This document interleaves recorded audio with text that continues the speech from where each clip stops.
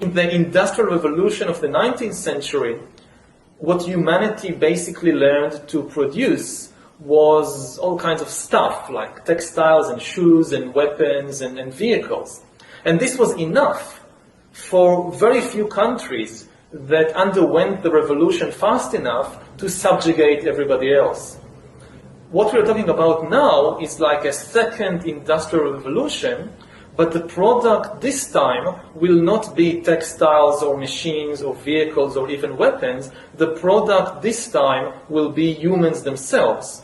We are basically learning to produce bodies and minds. Bodies and minds are going to be, I think, the two main products of the next wave of all these changes.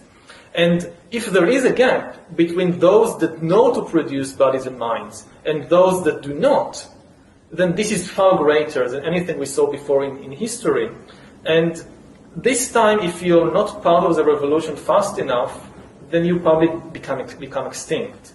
Once you know how to produce bodies and brains and minds, so cheap labor in Africa or South Asia or wherever, it simply counts for nothing. Again, I think that the biggest question maybe in economics and politics of the coming decades will be what to do with all these useless people.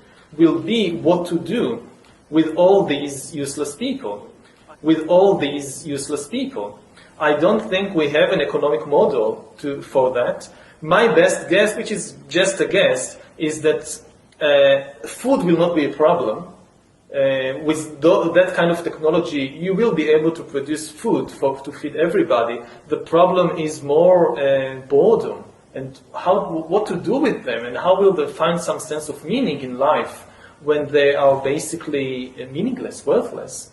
My best guess at present is a combination of drugs and computer games.